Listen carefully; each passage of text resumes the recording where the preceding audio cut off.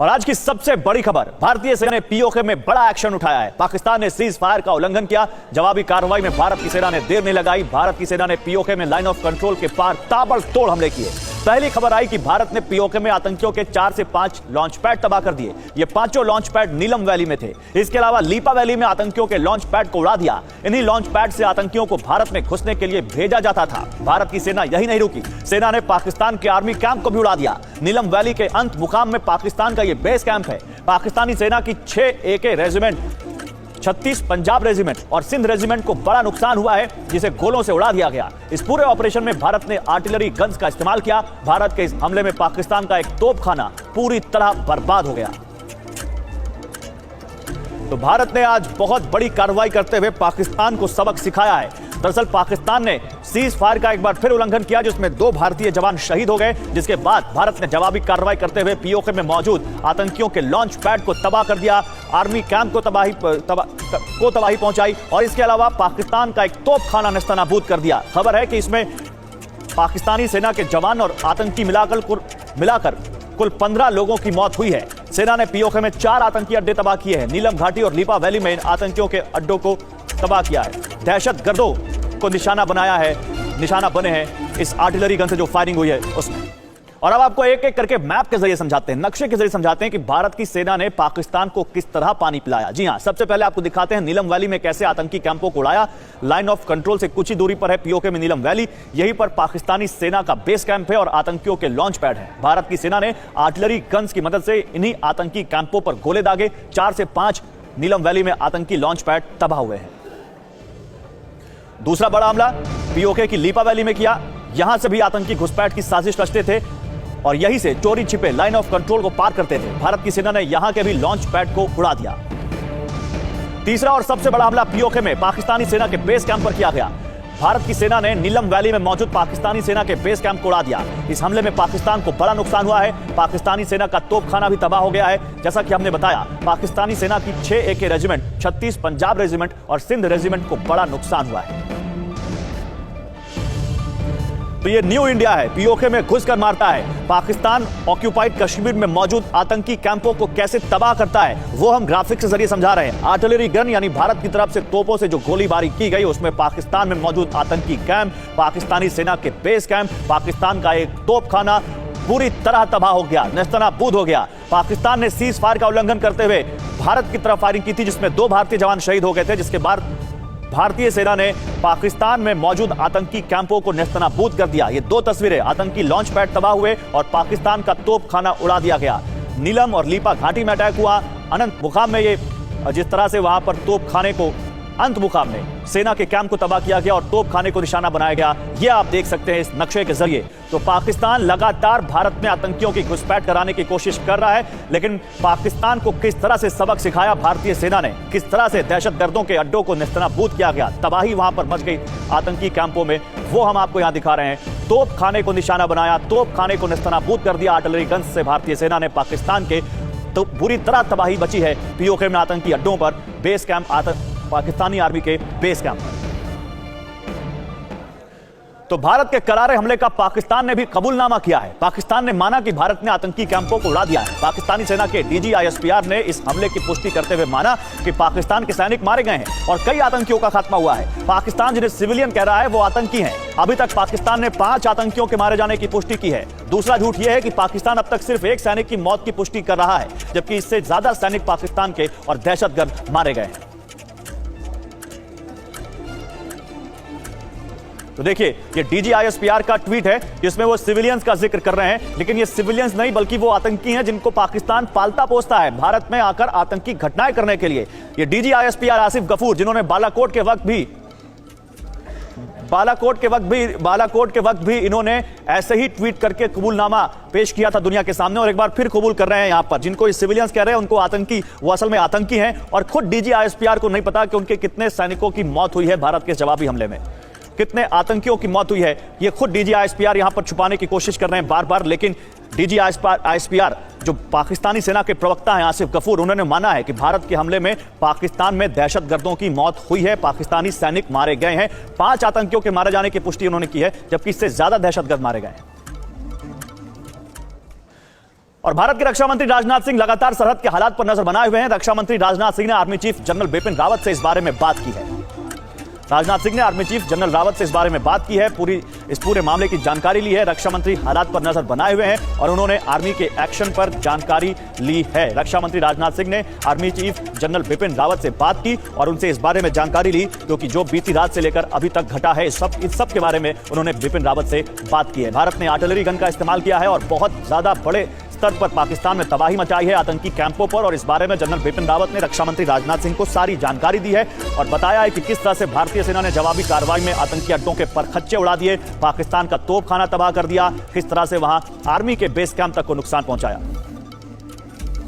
देखिए, ये वही आर्टिलरी गन है, यही वो तोपें हैं जिनका इस्तेमाल भारतीय सेना ने किया है पाकिस्तानी सेना को जवाबी कार्रवाई के लिए, पाकिस्तानी सेना को मुंहतोड़ जवाब देने के लिए। भारत ने पाकिस्तान का तोपखाना इन्हीं आर्टिलरी गन से उड़ा दिया है। इन्हीं तोपों का इस्तेमाल करके पाकिस्तान को एक बार फिर आईना दिखाया है भारतीय सेना ने कि तुम कुछ भी नहीं हो भारत के आगे, संभल जाओ, सीख लो सबक।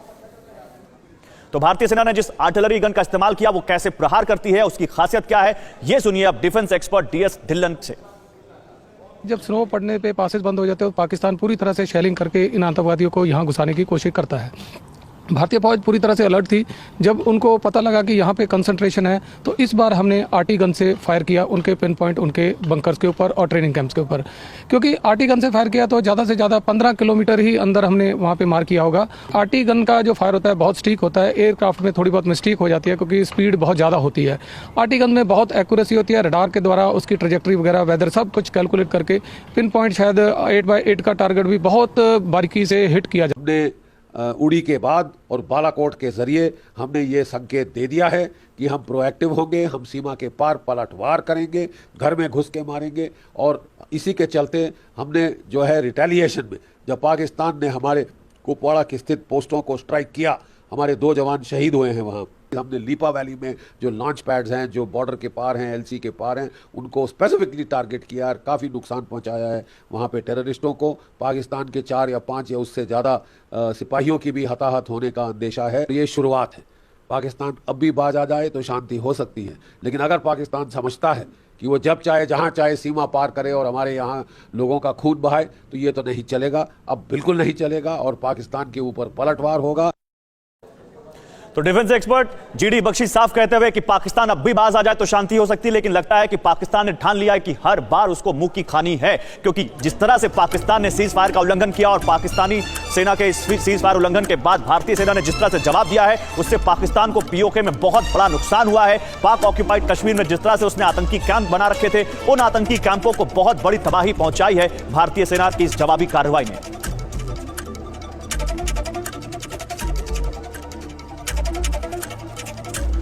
तो हमारे साथ इस वक्त defence expert retired lieutenant general Gurmeet Singh है हमारे साथ इरफान कुरैशी श्रीनगर से हैं और काशवर अब्बास इस्लामाबाद से हमारे संवाददाता इस वक्त हमारे साथ जुड़े हुए हैं। सबसे पहले काशवर, मैं आपके पास आऊंगा। डीजी आईएसपीआर आसिफ गफूर ने ट्वीट करके यहां पर कबूल तो लिया है कि भारतीय सेना ने जिस तरह से जवाबी कार्रवाई में उनके आतंकी अड्डों को और वहां पर आतंकी अड्डों को मदद कर रही सेना के लोगों को, सेना को नुकसान पहुंचाया है। क्या यह माने कि यह बिल्कुल वही उसी तरह का कबूलनामा है जिस तरह का कबूलनामा बालाकोट के वक्त हमने देखा था?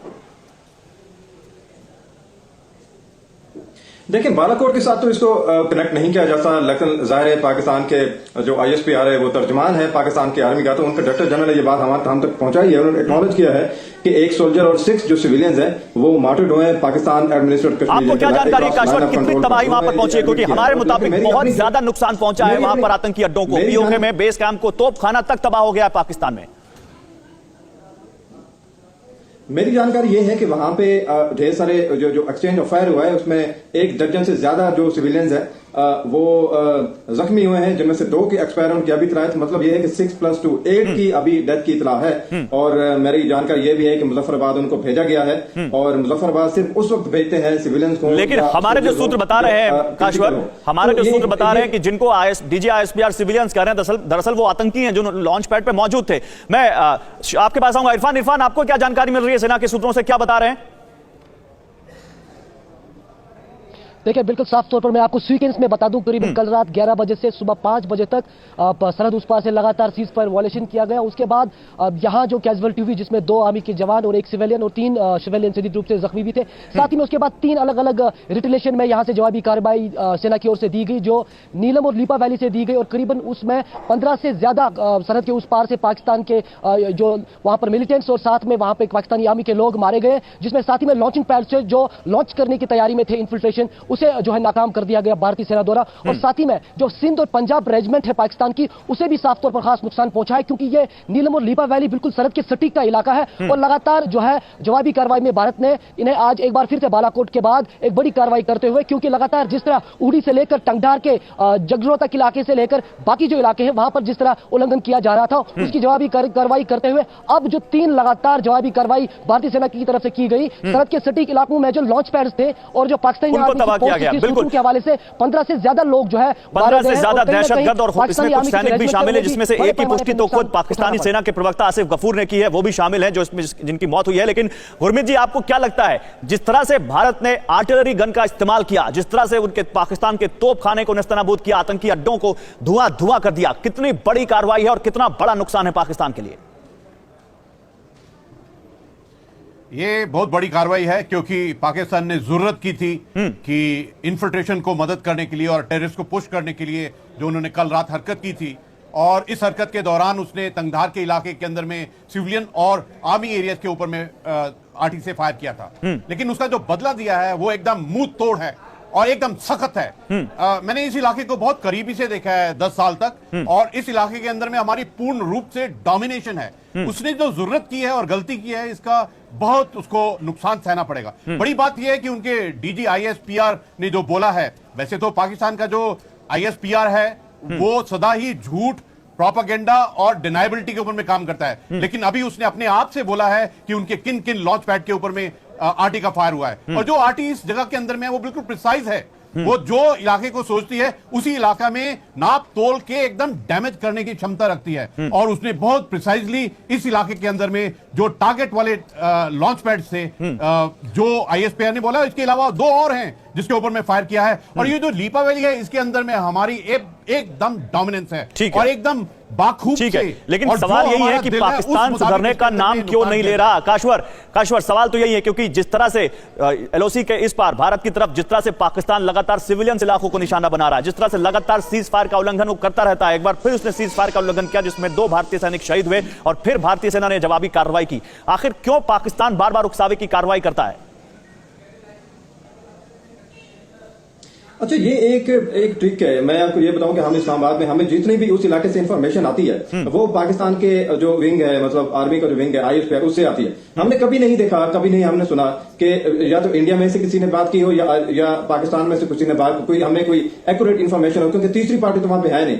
पाकिस्तान में आज हमें यह बताया गया डीजी आईएसपीआर की तरफ से कि इंडियन ने सीज फायर की वायलेशन की है और उसके बाद पाकिस्तान की आर्मी ने वहां पे जवाब दिया और भारतीय गन्नों को खामोश कर दिया, मतलब मुंह तोड़ जवाब दे दिया। ये हमें जहां से इतला मिली है, डेफिनेटली आपको भी इंडिया तो ये बोलेंगे, लेकिन वो खुद ये कबूल कर रहे हैं। आपने भी उनका ट्वीट देखा होगा काश्वर, वो खुद ट्वीट कर रहे हैं कि हमारे कुछ सैनिकों, एक सैनिक की मौत हुई है और वो कह रहे हैं कि सिविलियन इसमें मारे गए, जबकि हमारी जानकारी के मुताबिक वो सिविलियन नहीं, वो आतंकी थे जो उस लॉन्च पैड पर मौजूद थे, जिनको वो भारत में घुसपैठ कराने की कोशिश कर रहे थे।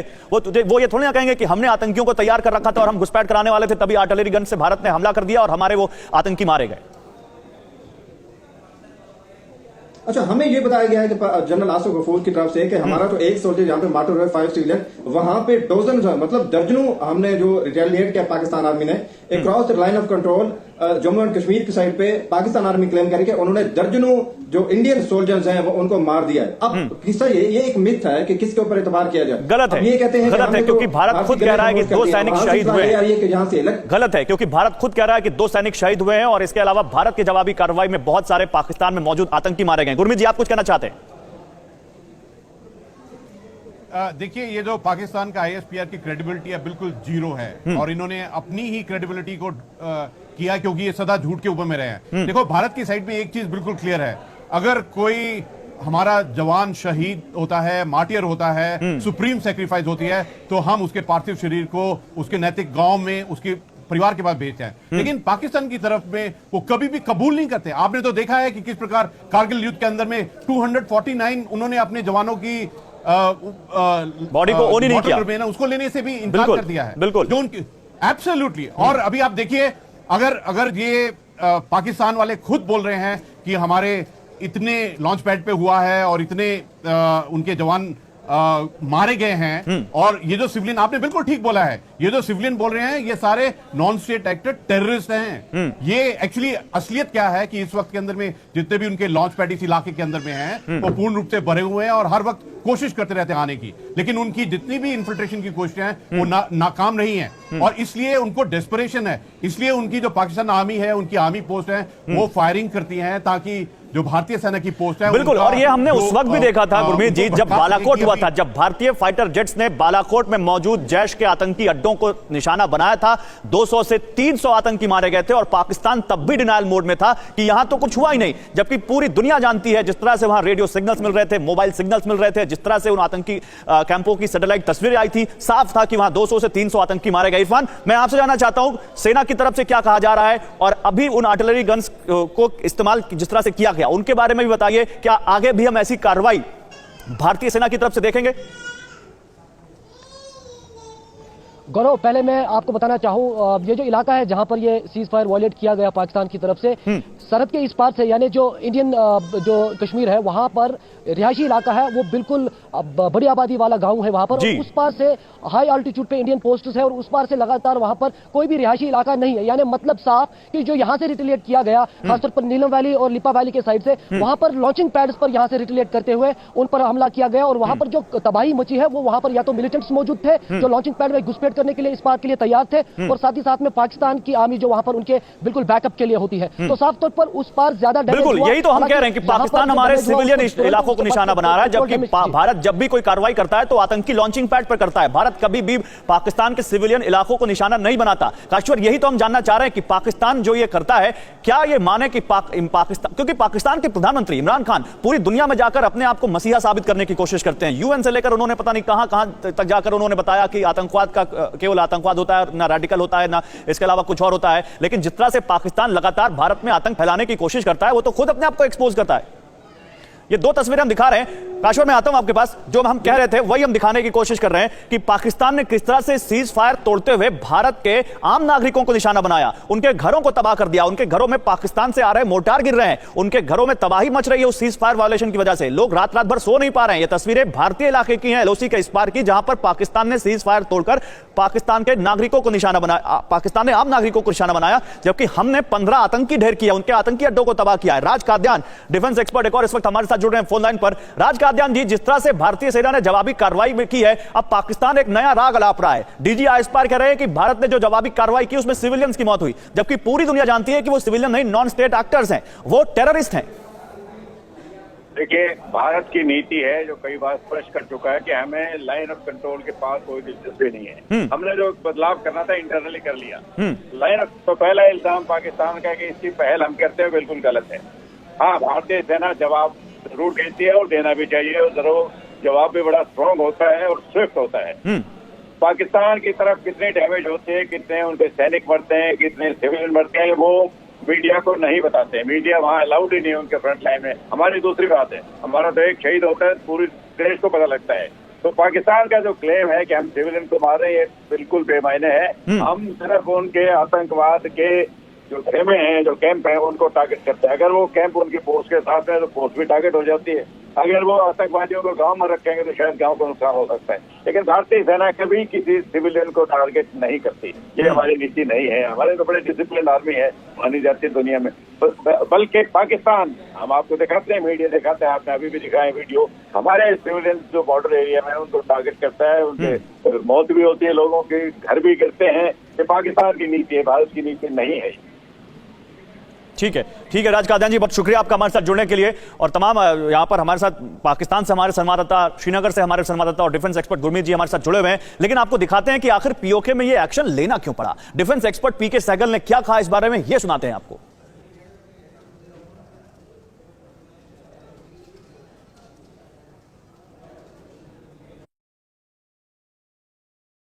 पाकिस्तान बुखलाया हुआ है और 15 दिन के अंदर बर्फबारी शुरू हो जाएगी, सारे पासेस बंद हो जाएंगे और बर्फबारी के बीच में जो घुसपैठ होती भी है क्लियर साइन मिल जाते हैं और आप बड़ी आसानी से उनको लोकेट करके बर्बाद कर सकते हैं।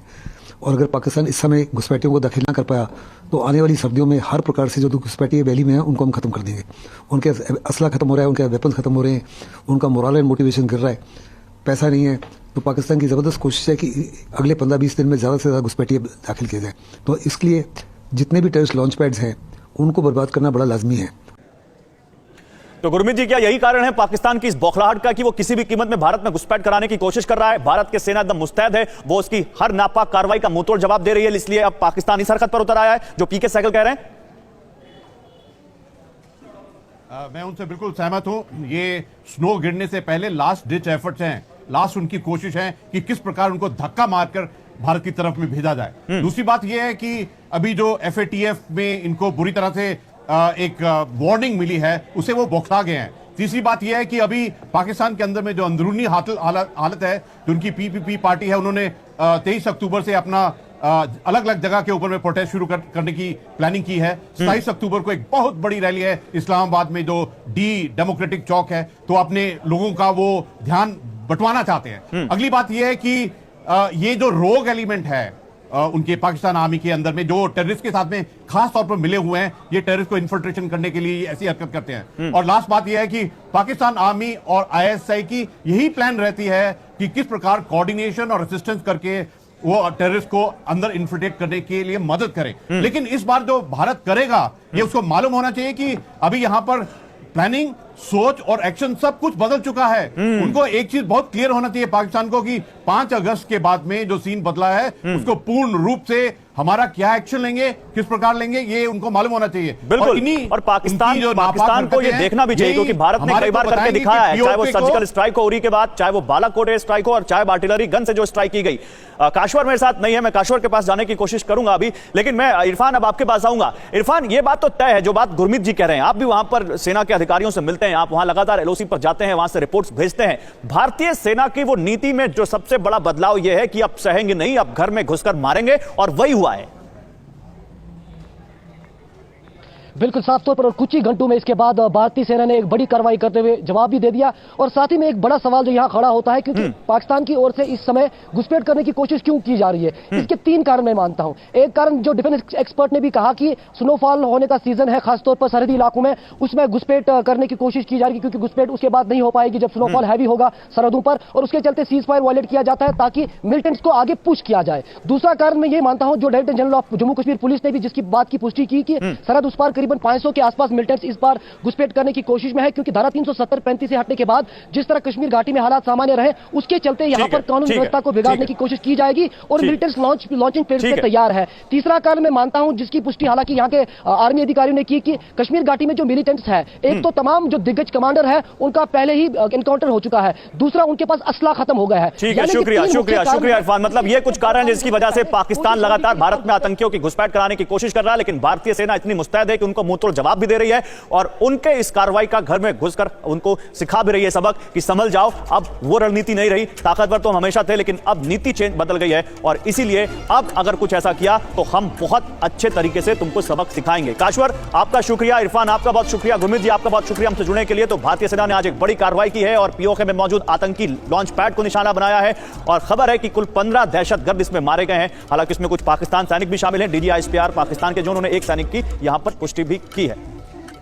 तो ये न्यू इंडिया है, POK में घुसकर मारता है और ये तस्वीरें हम दिखा रहे हैं उन्हीं आर्टिलरी गन्स की जिनसे आज भारतीय सेना ने जवाबी कार्रवाई की है और पाकिस्तान के तोपखाने को निशाना बनाया है। पाकिस्तान में मौजूद POK में मौजूद आतंकियों के लॉन्च पैड को निशाना बनाया है। कई आतंकी इसमें मारे गए हैं। आर्मी बेस कैंप भी तबाह हो गया है, इसमें ये जानकारी है पाकिस्तान का। और इसके अलावा पाकिस्तानी सेना के प्रवक्ता ने तो खुद कबूल भी कर लिया है इस चीज को, उन्होंने ट्वीट करके। हालांकि वो अगर मगर और सिविलियंस का बहाना बना रहे हैं, लेकिन उसका लब्बो लुआब यही है कि वो कबूल कर रहे हैं कि उनके यहां दहशतगर्द मौजूद थे, उनको मारा गया। ये आपको नक्शे के जरिए हम दिखा रहे हैं, ग्राफिक्स के जरिए देखिए कैसे वहां पर POK में नीलम वैली में, नीलम घाटी में लॉन्च पैड को निशाना बनाया गया और इसके अलावा लीपा घाटी में भी निशाना बनाया गया आतंकी अड्डों को।